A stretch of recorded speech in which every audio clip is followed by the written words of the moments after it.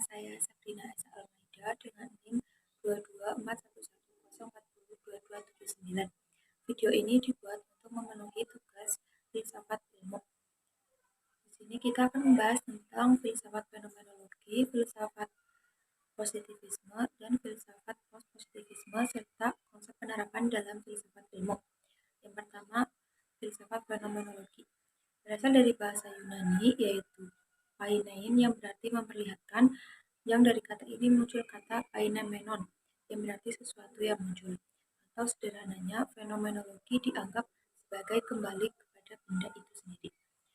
Fenomenologi adalah sebuah studi dalam bidang filsafat yang mempelajari manusia sebagai sebuah fenomena. Nah, penerapan dalam filsafat ilmu yang pertama dalam konsep ontologi. Objek penelaah ilmu mencakup seluruh aspek kehidupan yang dapat diuji oleh panca indera manusia. Objek yang ditelaah dalam ilmu pengetahuan ada dua macam, yaitu objek material dan objek formal. Yang kedua, konsep epistemologi. Objek telaah epistemologi adalah mempertanyakan bagaimana sesuatu itu datang, bagaimana kita mengetahuinya, bagaimana kita membedakan dengan yang lainnya. Jadi berkenaan dengan situasi dan kondisi ruang serta waktu mengenai sesuatu hal. Yang terakhir, konsep aksiologi.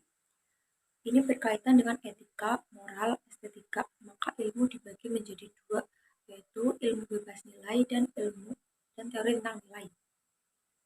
Yang kedua, filsafat positivisme merupakan paradigma ilmu pengetahuan yang paling awal muncul dalam dunia ilmu pengetahuan. Dalam pengembangannya ada tiga positivisme. Yang pertama, positivisme sosial, yang kedua, positivisme evolusioner, dan yang ketiga, positivisme kritis. Penerapan dalam filsafat ilmu yang pertama, konsep ontologi. Secara ontologis, ilmu ekonomi Islam membahas dua disiplin ilmu secara bersamaan. Kedua disiplin ilmu itu adalah ilmu ekonomi murni dan ilmu fikih muamalah.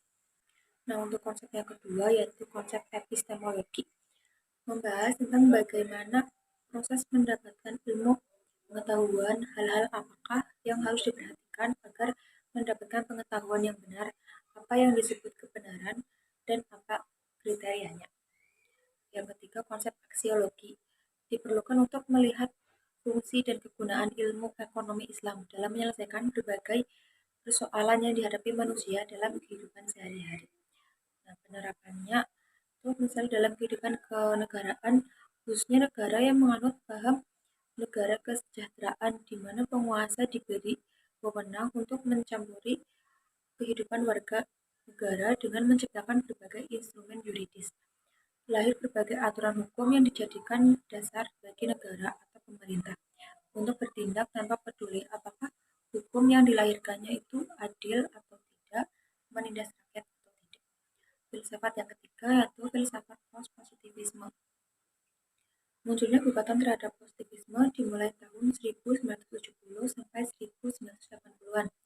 Tokohnya adalah Karl R. Popper, Thomas Kuhn, para filsuf mazhab Frankfurt, yaitu ada Feyerabend, Richard Rorty.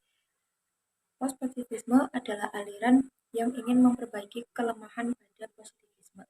Konsep penerapan dalam filsafat ilmu itu yang pertama ontologi, membahas tentang hakikat atau realitas dari ilmu itu sendiri.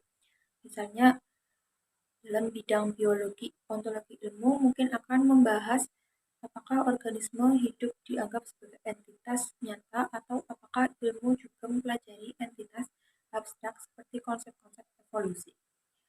Yang konsep kedua yaitu epistemologi, itu membahas tentang sifat pengetahuan ilmiah, cara kita memperoleh pengetahuan tersebut dan bagaimana pengetahuan tersebut dapat dijustifikasi atau dipertanggungjawabkan.